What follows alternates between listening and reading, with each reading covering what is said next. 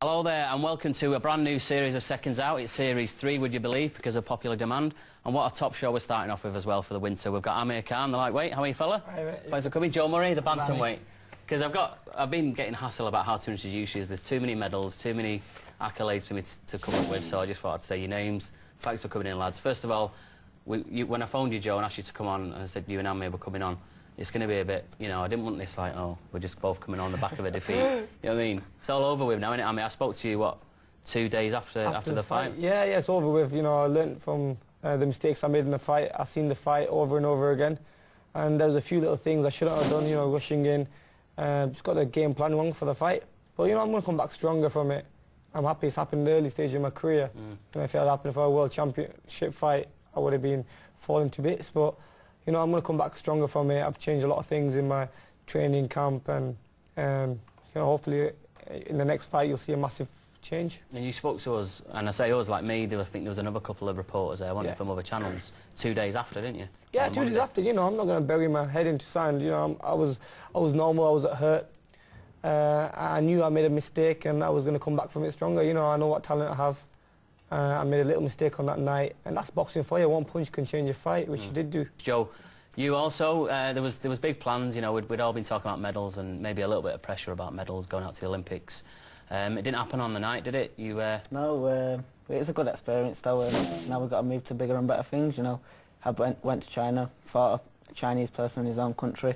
Didn't go my way, but like we say, we've got to move on to bigger and better things, I hope. And the coach was saying that, you know, he's a bit generous for the local lad as well, weren't he, the judges? Yeah, like I expected that. It was an home time decision, so when I got there I knew we had a Chinese, I knew I had my work cut out, but like I said, we've got to move on now, not drag back the past and go to the future. Now, you were both roommates as well, weren't you?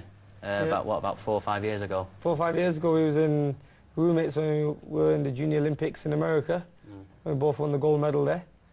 European Championships, Student European Championships. Did we go World Championships together? No, you made it, I didn't. But we've been all over the world, you know, to different competitions.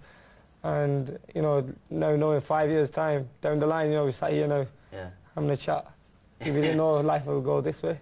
But you also would have given Joe a bit of advice before he went out, because I was talking to him just before he went out to Beijing as well. Yeah, you know, Olympic Games are the toughest tournaments out there. You know, because every fight you fight there is going to be at the peak of the condition, and you know it was hard luck that Joe had to fight the host nation guy, you know, from China, and it just makes it that bit harder because he's got the crowd behind him. You get that politics there as well, you know, with the judging and stuff. Yeah. And how far did he get, that kid? Got beat in his next round. Well, you know, that's boxing for you. You know, you get if you fight in the host nation, then you've got you against China, which is going to be very, very hard. Yeah, it's annoying as well, I suppose, Joe, all that build-up and, you know, all that expectation on your shoulders and everything. Yeah, it's like I said, I boxed him before and I beat him. I was confident going into the fight, but it's like, not to bring no excuses, I had 3 weeks to get ready because I hurt my knee just before it, but it was like, best man on the day, won, and like most people still thought I had the decision, but give him credit, he got the decision, and yeah. Like, got to leave it back there. Let it go. We'll move on in a minute and we'll start talking about, you know, getting back to winning ways and everything. But what do you do to the critics, Amir? Because we've talked about this. You've been on the show a few times, haven't you? And we've talked about when people are saying, oh, he's not got a chin and he's gone down, he's hit the canvas again and all that. How can you bounce back from that, and how do you answer that? I'll bounce back stronger. You know, I know where I went wrong in the last fight and what mistakes I've been making. And, you know, I'm going to come back stronger, bounce back from it. I'm going to go to America. And train over there with Freddie Roach and have some good sparring partners, spar with Manny Pacquiao and other fighters out there. Yeah. You know, I've got the confidence is always going to be there. You know, I'm a confident fighter. Yeah. I know the skills are there, but it's just, you know, polishing it up. You know, using the right skills, having the right game plan when you're fighting. So, you know, it's gonna bring it more better. Amir Khan's gonna bring me out a bit more. Look at some young lads now, lads. Because we're going to come back to this, because there have been loads of changes since we've been off air. People changing trainers and people turning pro, and we'll talk all about that in a minute, Joe, don't worry. But these are some young lads that you're local boys down at the Bolton Town Hall, innit? That's right, yeah. We had a club show, and, you know, 2 young kids who fought there, won both of the first fights, and, you know, brilliant. You know, good to see young kids getting into boxing at such a young age. Yeah. You know, keeps them off the streets, keeps them out of trouble, and the main thing, it gives them discipline. That's it. And do they come down to your gym as well? That's right, yeah. They come down to train there 2 to 3 times a week. And I go down there to see them and have a laugh with them, and I do a bit of sparring session with them, just to give them a bit more confidence, let them beat me up a little bit. But yeah, you know, it's good. The gym's coming on really well, and we're getting loads of young kids coming in. Oh, that's brilliant. Joe, we were talking about there about people turning pro. You decided to make the big decision, didn't you? Take the plunge. Yeah, I've had a couple of offers of America and a couple of offers in England. So, and also I've had, got to speak to ABA and see what they're going to offer. So. Yeah. Like I said, I'm just a boxer, so I'll let Joe Gallagher do all the business, and whatever he decides, I'll go with. Well, does it change your training, though, and your mental thought of what your next fight could be? It could be a pro fight or whatever. Yeah, the training, I've got Kerry Kay's on board now doing the weights, build up, make stronger for the weight, and I think the training's going to go a lot harder and a lot stronger, you know, a lot longer as well. Like where as an amateur you fight 2-minute rounds, and as a pro you fight 3 and more rounds, so I think the training will go a lot longer and a lot harder. And the sparring will get more intense as well, you know, because it's not over after 2 minutes. You've got to keep going longer in the sparring how many rounds you're fighting. So I think the training will go a lot harder, and I can't wait.